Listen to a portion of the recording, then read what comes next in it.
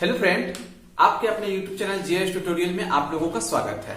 तो इससे पहले आप लोगों का टोटल 5 पार्ट हुआ है, जिसमें 75 नंबर सवाल तक हो गया है। तो आइए 76 नंबर का सवाल सुनिएगा। बोला है यदि a तथा b पूर्णांक हो जहां b ग्रेटर देन 0 तो दो पूर्णांक q तथा r ऐसे होंगे कि ऑप्शन दिया है sir a b c d। तो हम लोगों को बताना है कौन सा रिलेशन सही है। तो आइए देखते हैं 76 का पहला ऑप्शन नंबर ए। तो ए नंबर में देखिए हम लोगों को दिया है a बराबर दिया है बी क्यू प्लस दिया है r, और ये क्या बोल रहा है, जहां बोला है r greater than equal to 0 और लेस देन b। तो आप एक फॉर्मूला जानते हुए कि भाज्य बराबर भाज्य गुना भागफल जोड़ शेष होता है। यानी सर जिसमें भागा लगाया जाता है ये भाज्य कहलाता है, और जिससे भागा लगाया जाता है वो भाजक कहलाता है। जो परिणाम आता है वो आपका भागफल कहलाता है, जानते हैं ना। और जो रिमाइंडर बचता है उसको हम लोग शेष बोलते हैं। तो यहां देखिए तो एक फॉर्मूला होता है भाज्य बराबर भाजक गुना भागफल, भाजक गुना भागफल जोड़ होता है शेष। जरा सा गौर करिएगा, यानी a यहाँ पे भाज्य का काम कर रहा है और b भाजक का काम कर रहा है, q भागफल का काम कर रहा है और r जो है शेषफल का काम कर रहा है। तो बोला है कि r मतलब शेषफल, शेषफल 0 के बराबर या बड़ा हो सकता है। हाँ सर, शेषफल 0 भी हो सकता है या 0 से बड़ा कुछ भी हो सकता है। और बोला है कि b greater than r, b का काम कौन कर रहा है यहाँ पे, b भाजक ये। तो b r से यानी रिमाइंडर से हमेशा बड़ा ही होता है। आप समझ रहे हैं इस बात को। अब b जो है यानी भाजक हमेशा शेषफल से बड़ा ही होता है, यानी ये ऑप्शन हम लोगों का सही है। ठीक है, अगले ऑप्शन की ओर। तो अगला सवाल सुनिएगा आपका, ये देखिए 77 नंबर का। बोला है यदि a तथा b दो वास्तविक संख्याएं ऐसी हो कि a गुना b बराबर 0 तो निम्न में से कौन सा रिलेशन सही है। आइए देखिएगा, हम लोगों को कह दिया 77 नंबर में बोला है a गुना b बराबर है 0। तो यहाँ पे देखिए दोनों का गुणनफल 0 कब हो सकता है, या तो ये a 0 हो तो भी दोनों का गुणनफल 0 हो जाएगा, या तो b 0 हो a कुछ भी हो तो भी दोनों का गुणनफल 0 हो जाएगा, या तो a भी 0 b भी 0 दोनों 0 हो तो भी दोनों का गुणनफल 0 हो जाएगा। तो देखेंगे कौन सा ऑप्शन हो जाएगा। a तो हो रहा है लेकिन b एप्रोप्रिएट यानी पूरी तरीके से ऑप्शन नंबर b फुलफिल कर रहा है। तो ऑप्शन क्या हो जाएगा हम लोगों का, b आंसर हो जाएगा। a 0 हो तो भी दोनों का गुणनफल 0, b 0 हो तो भी दोनों का गुणनफल 0 होता है, और दोनों 0 हो तो भी दोनों का गुणनफल 0 होता है। ठीक है, ऑप्शन नंबर बी हो जाएगा। 78 नंबर का बोला सबसे छोटी अभाज्य संख्या कौन सी है। देखिए जरा सा 78 नंबर का सवाल है, बोला सबसे छोटी अभाज्य संख्या कौन सी है। पहले तो ये समझिए कि अभाज्य संख्या कहते किसको है। ऐसी संख्या जिसका केवल व केवल 2 गुणनखंड हो उसको अभाज्य संख्या कहते हैं। अब देखिए एक से स्टार्ट करते हैं। एक अभाज्य संख्या नहीं है, क्यों नहीं है सर, इसका केवल एक ही गुणनखंड होता है एक। ठीक है, ये अभाज्य नहीं है। 2 अभाज्य है, क्यों, क्योंकि इसको हम लोग 2 गुना 1 लिखेंगे तो केवल इसका 2 गुणनखंड है, इसलिए 2 अभाज्य। सबसे छोटी जो अभाज्य संख्या है वो कौन सा हो जाएगा, 2 हो जाएगा। तो जो कि आपके ऑप्शन नंबर सी में दिख रहा है, तो ये ऑप्शन क्या हो जाएगा, सी आंसर हो जाएगा। तो ऐसा कोई भी, जैसे 3 भी अभाज्य है लेकिन 2 से तो बड़ी है, ये सबसे छोटी पूछा तो 2 आंसर हो जाएगा। 4 अभाज्य नहीं है, क्यों नहीं है, क्योंकि इसको 1 गुना 2 लिखा जा सकता है। तो यानी 2 या 2 से अधिक गुणनखंड है इसका, तो इसको अभाज्य संख्या हम लोग नहीं बोलेंगे। अभाज्य संख्या के केवल 2 ही गुणनखंड होते हैं। ठीक है, अगले सवाल के ऊपर। अगला 79 नंबर का सवाल सुनिएगा। बोले 70 से छोटी अभाज्य संख्याएं कितनी है। तो 70 से छोटा वैसा सब संख्या को लेना है जो जिसका केवल एक एवं स्वयं ही गुणनखंड हो। तो आइए देखते हैं कौन कौन हो जाएगा 70 से छोटा अभाज्य संख्या। देखिए जरा सा, 79 नंबर का सवाल है। तो 70 से छोटा हो जाएगा आपका 2 है, 3 है, 5 है, 7 है, 11 है, 13 है, 17 है, 19 है, 29 है, और देखिए 31 है, फिर आपका 21, तो 29 के बाद आपका 23 भी है ना, 23 से छूट गया था, 23 भी हो जाएगा, फिर 31 हो जाएगा, फिर 37 हो जाएगा, फिर देखिए 41 होगा, 43 होगा, फिर 47 होगा, फिर आगे आपका 53 है, फिर 59 है, फिर 61 है और 67 है। ये टोटल अभाज्य संख्या है 70 से छोटी। बोला टोटल कितनी है, तो 1 2 3 4 5 6 7 8 9 10 11 12 13 14 15 16 17 18 19। तो टोटल कितनी अभाज्य संख्या है सर, 19 संख्याएं हैं जो अभाज्य है। ठीक है, तो ऑप्शन नंबर कौन हो जाएगा आपका? सी नंबर हो जाएगा। ठीक है, अगले सवाल क्या बोला है? 50 और 90 के बीच सभी अभाज्य संख्याओं का योग कितना होगा? तो अब हम लोगों को ये देखना है कि 50 और 90 के बीच में जितनी भी अभाज्य संख्याएं हैं, मतलब जो केवल स्वयं एवं एक से ही कटे वो अभाज्य होता है। जो भी होगा सबका योग पूछा है, तो आइए योग निकालते हैं हम लोग। तो देखिए यहाँ पे 80 नंबर का सवाल है, तो देखिए 50 और 90 के बीच में ढूंढना है, तो आपका 53 हो जाएगा, फिर आगे 59 है, फिर आगे 61 है, फिर देखिए आगे जाइएगा तो 67 है जो अभाज्य है, फिर 71 है, फिर आगे देखिए 73 है, फिर आगे देखिए 79 है, फिर आगे देखिएगा तो 83 हो जाएगा, फिर 89 हो जाएगा। ये सारे अभाज्य संख्या है जो 50 और 90 के बीच में है। इन सबका योग निकालिएगा तो योग आ जाएगा आपका 600। आप देख लीजिए कि योग सबका आ जाएगा आपका 635 आ जाएगा। ठीक है, अगले नंबर सवाल पे बढ़ जाते हैं। तो अगला 81 नंबर का सवाल सुनिएगा। बोला 110 तथा 120 के बीच कितनी अभाज्य संख्या है? 110 और 120 के बीच गौर करिएगा सर जरा सा। 110 और 120 ये बोला दोनों के बीच में कितनी अभाज्य संख्या है? तो दोनों के बीच में आप ढूंढिएगा तो टोटल केवल एक ही अभाज्य संख्या है, 113 आंसर हो जाएगा, यानी केवल एक है। तो ऑप्शन नंबर कौन हो जाएगा यहाँ पे? डी हो जाएगा। तो अगले सवाल पे हम लोग 82 नंबर का सवाल सुनिएगा। क्या बोला है? निम्नलिखित में कौन सी संख्या एक अभाज्य है? अब देखिए सर यहाँ पे सारा ऑप्शन जो है थोड़ा बड़ा बड़ा है, छोटा रहता तो हम लोग देख के ही पता कर लेते, जैसे 3 अभाज्य है, 7 अभाज्य है, फिर 11 अभाज्य है, लेकिन यहाँ पे सारा संख्या बड़ा बड़ा दिया है। तो बड़ा संख्या को कैसे पकड़ेंगे, अभाज्य है कि नहीं? तो आइए एक चेक करने का सिंपल सा ट्रिक है। तो देखिए सर पहला ऑप्शन हम लोग चेक करते हैं, ये पहला ऑप्शन उठाते हैं कि ए 161 हमने उठाया और ये देखना चाहते हैं ये अभाज्य है कि नहीं। इसके लिए आपको एक काम करना होगा कि इससे थोड़ा सा बड़ा ऐसा संख्या ढूंढिए जो अपने आप में पूर्ण वर्ग हो। तो इससे थोड़ा सा बड़ा जो अपने आप में पूर्ण वर्ग हो, तो 169 है, 169 है। ठीक है, अब ये देखना है कि ये किसका वर्ग है। 169 किसका वर्ग है? 13 का वर्ग है ना।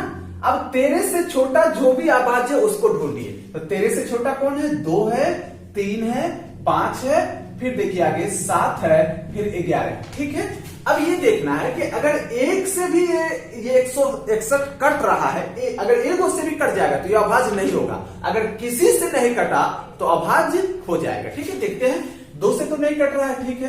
3 से, 3 5 15, 3 से भी नहीं कट रहा। 5 से कटाइएगा, 5 3 15, 5 से भी नहीं कट रहा। 7 से कटाइएगा, 7 दूना 14, 7 3 21। ये एक से कट गया ना, तो यानी अभाज्य नहीं है ये। अब दूसरा ऑप्शन चेक करते हैं हम लोग, ऑप्शन नंबर बी। तो दूसरा ऑप्शन क्या है आपका? देखिए तो यहाँ पे 221 है, तो वही काम करेंगे इसमें भी।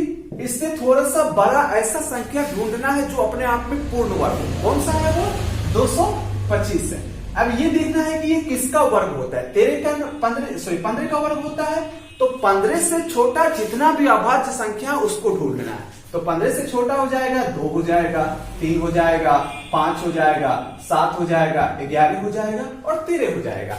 तो हम लोगों को ये देखना है क्या 221 इन सब में से किसी एक से कट रहा है। अगर एक से भी कट गया तो ये अभाज्य नहीं होगा, अगर किसी से नहीं कटेगा तो अभाज्य हो जाएगा। तो देखिए 2 से तो नहीं कट रहा है, 3 7 21, तो 3 से भी नहीं कट रहा है, 5 से भी नहीं कट रहा है, 7 3 21, 7 से भी नहीं कट रहा है, 11 से कटवाइएगा नहीं कट रहा है, 13 से कटवाइएगा तो 13 एकम 13 और 9 1 13 से कट रहा है, 13 7 91, तो यानी ये अभाज्य नहीं है। हम लोगों को पूछा कौन सा अभाज्य है, तो अगला ऑप्शन चेक करते हैं सर, ऑप्शन नंबर सी। तो सी नंबर ऑप्शन देखिएगा तो क्या दिया हम लोगों को? 373 दिया है ना। तो हम लोगों को वही काम करना है कि इससे थोड़ा सा बड़ा ऐसा संख्या ढूंढना है जो अपने आप में पूर्ण वर्ग हो। तो इससे थोड़ा सा बड़ा संख्या कौन है? 400 है, जो अपने आप में पूर्ण वर्ग है। तो ये देखना है कि ये किसका वर्ग होता है? 20 का ना, 20 का वर्ग होता है। तो 20 से छोटा जितना भी अभाज्य संख्या उसको ढूंढना है। कौन होता है? 2 होता है, 3 होता है, 5 होता है, 7 होता है, फिर देखिए 11 है, 13 है और उसके बाद आपका 17 है, 19 है। अब यहाँ पे देखिएगा तो 373 ना 2 से कटता है, ना 3 से कटता है, ना 5 से, ना 7 से, ना 11 से, 13 से, 17 से, 19 से, किसी से नहीं कट रहा है। यानी अभाज्य संख्या कौन हो जाएगा हम लोगों का? 373 हो जाएगा, जो कि आपका ऑप्शन नंबर सी में दिख रहा है। ठीक है, तो ऑप्शन कौन हो जाएगा आंसर? सी आंसर हो जाएगा। अगले सवाल सुनिएगा आपका, देखिए 83 नंबर का है। बोला प्राकृतिक संख्या n के लिए n क्यूब माइनस 1 सर्वदा किस बड़ी से बड़ी संख्या से विभक्त होगी। देखिए सर, हम लोगों को एक डाटा दिया है 83 नंबर में n क्यूब माइनस दिया है n, तो बोला ये बड़ी से बड़ी किस संख्या से विभाजित होगी। तो देखते हैं, तो n की जगह सबसे पहले हम लोग 1 रखते हैं, तो 1 रखेंगे तो ये कितना हो जाएगा, 1 का क्यूब 1, 1 में से 1 जाएगा तो 0, तो 0 से तो सर कोई करता नहीं है, इन्फिनिट आ जाता है। n की जगह एक बार 2 रखते हैं हम लोग, तो देखिए 2 से 2 रखिएगा तो 2 का क्यूब होता है 8, 8 में से 2 जाएगा 6, यानी ये संख्या जो है 2 रखने से 6 से कट रहा है। 6 से कट, जो 6 से कटता है वो इसके सारे फैक्टर से भी कटता है, यानी इसका फैक्टर कौन है, जो इसको काटता है, यानी ये 6 से कटा मतलब 2 से भी कटेगा, 3 से भी कटेगा और ये 6 से भी कटेगा। ठीक है,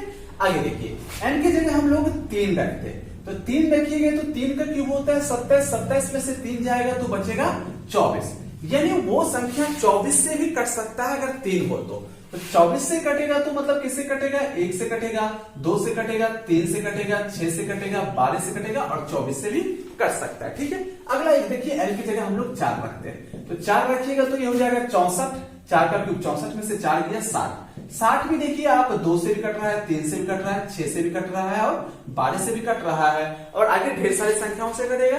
आगे देखिए n की जगह 5 रखेंगे हम लोग, तो n की जगह 5 रखेंगे तो ये हो जाएगा 5 25 25 25 125 में से 5 गया 120, मतलब ये भी 2 से कटेगा, 3 से कटेगा, 6 से कटेगा, 12 से कटेगा, 24 से भी कटेगा और आगे ढेर सारे संख्याओं से कटेगा। आगे एक बार n की जगह 6 रखते हैं, 6 का क्यूब होता है 216, 216 में से 6 जाएगा तो कितना बचेगा, तो n बराबर 6 रखिएगा तो 216 में से 6 जाएगा तो 210 बचेगा। ये देखिए 2 से भी कट रहा है, 3 से भी कट रहा है और 6 से भी कट रहा है।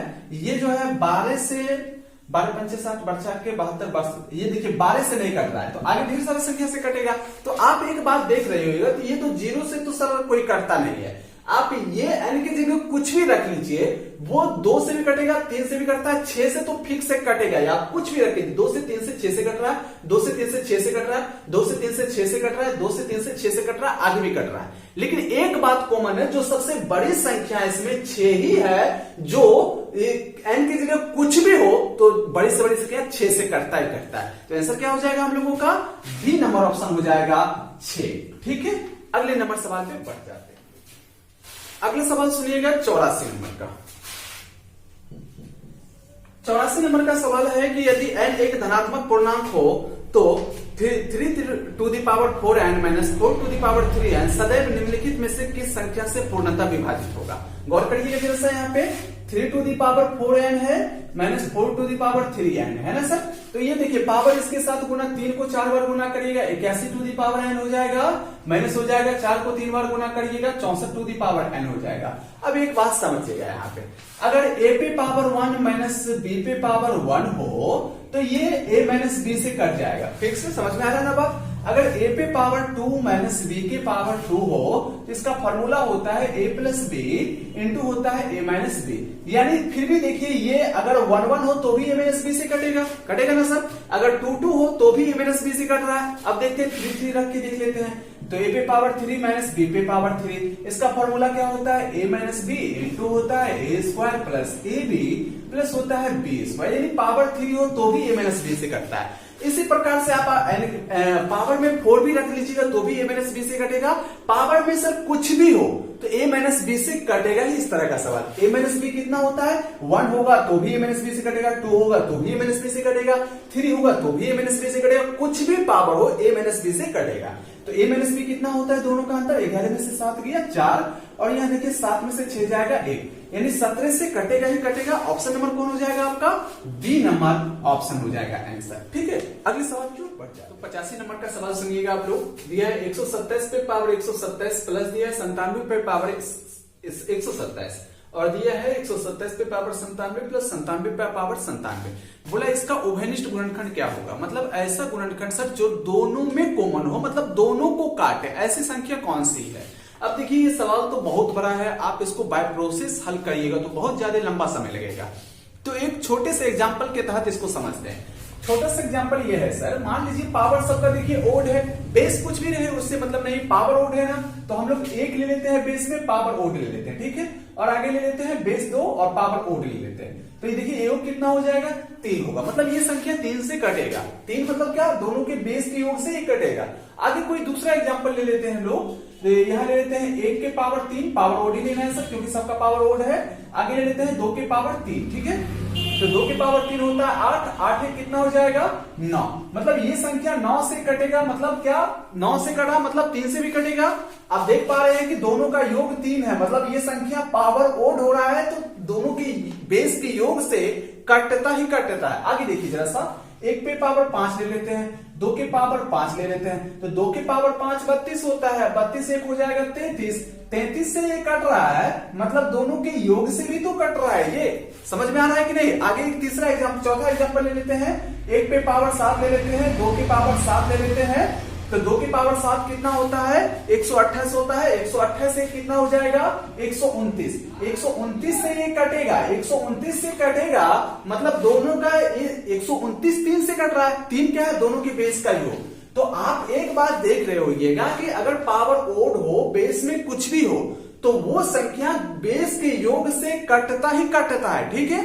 तो यहाँ पे देखिए बेस कुछ भी है सर, पावर ओड है ना, तो दोनों के बेस के योग से ये पूरा टर्म कटेगा, मतलब किससे कटेगा 224 से कटेगा। और यहाँ पे देखिए पावर ओड है, बेस कुछ भी है उससे मतलब नहीं, मतलब दोनों के बेस के योग से कटेगा, कब, जब पावर ओड हो तब। तो ओड मतलब विषम संख्या है, तो 224 से ये भी कटेगा, ये भी 224 से कट रहा है, ये भी 224 से कट रहा है, तो उभयनिष्ठ गुणनखंड क्या हो जाएगा आपका, उभयनिष्ठ गुणनखंड बराबर हो जाएगा 224 आंसर, ठीक है, जो कि आपके ऑप्शन नंबर डी में दिख रहा है, तो डी ऑप्शन आंसर हो जाएगा। आगे बढ़ेगा 86 नंबर का, बोला यदि n एक प्राकृतिक संख्या हो और 10 टू द पावर n-1 के अंकों का योग 4707 हो तो n का मान कितना होगा। जरा गौर करिएगा, देखिए एक 86 नंबर सवाल में दिया है 10 टू द पावर n-1, बोला इसके अंकों का योग कितना है, आपको अंकों का योग दिए है सर हम लोगों को, अंकों का योग बराबर दिया है हम लोगों को 4707, बोला n का वैल्यू कितना होगा। अब देखिए इसको थोड़ा सा एग्जांपल के माध्यम से समझिए, मान लीजिए कि 10 के पावर 1-1 देंगे हम, तो इसका मान कितना हो जाएगा 9 होगा, 9 यानी इसके जो संख्या जो बनेगा उसके अंकों का योग कितना है 9, मतलब 9 गुना 1 बोल सकते हैं, इसके अंकों का योग कितना हो जाएगा 9 गुना 1 मतलब 9। अब देखिए अगर 10 के पावर 2-1 लेते हैं तो इसका मान आएगा 99, यानी अंकों का योग कितना हो जाएगा 9 9 18, यानी बोल सकते हैं 9 गुना 2 इसके अंकों का योग होगा। समझ में आ रहा है ना।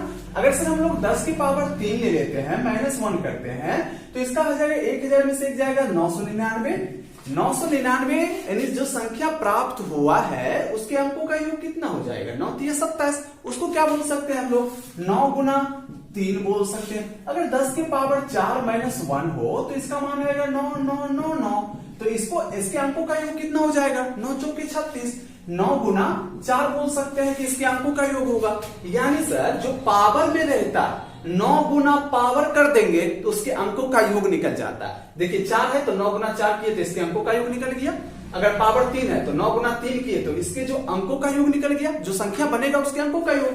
पावर 2 है तो 9 गुना 2 कर देंगे तो इसके अंकों का योग निकल जाएगा। यहाँ पावर n है ना सर, तो n गुना 9 कर देंगे, n पावर जो रहता है पावर यहाँ गुना 9 करेंगे तो इसके अंकों का योग निकल गया। क्वेश्चन बोला इसके अंकों का योग 4707 है, तो ये भी अंकों का योग है इसका, और हम जानते हैं कि इसके अंकों का योग n गुने 9 होगा। अब देखिए 9 से काटिएगा इसको तो 9 पचे 45 हो जाएगा, 2 9 दूना 18, 9 3 27, n बराबर कितना हो जाएगा 523 आंसर हो जाएगा। वही बोला n का वैल्यू कितना होगा तो 523 हो जाएगा। आगे बढ़ सुनिएगा, ये देखिए आपका 87 नंबर का सवाल, बोला संख्या 1 2 3 4 डॉट डॉट डॉट डॉट 98 99 100 को परस्पर गुना किया जाता है तो गुणनफल के दाईं ओर अंत से शून्यों की संख्या कितनी होगी। जैसा गौर करिएगा सर, यहाँ हम लोग को सवाल जो दिया है बोला 1 से लेकर के 100 तक को गुना करिए।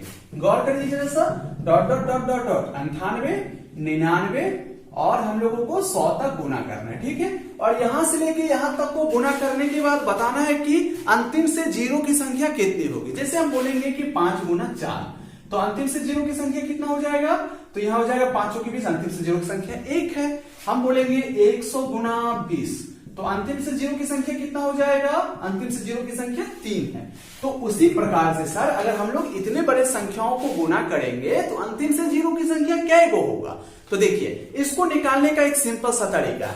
ये इसको क्या लिख सकते हैं? 1 से लेके 100 तक के गुणनफल को फैक्टोरियल 100 लिख सकते हैं। और जब कोई संख्या फैक्टोरियल में हो तो अंतिम से 0 की संख्या ढूंढना बहुत ही आसान है। करना क्या है आपको?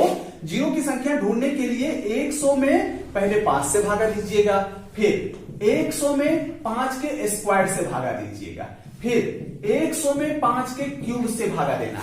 लेकिन आपको कब तक भागा देना है? जब तक कि नीचे वाला बेस ऊपर वाला से छोटा हो। अभी 25 है, ये 5 का पावर 2 मतलब 25, 100 से छोटा है। 5 के पावर 3 125 हो गया, जो 100 से बड़ा हो गया, तो यहां से आपको छोड़ना पड़ेगा। अगर छोटा रहता तो सर हम लोग भागा देते।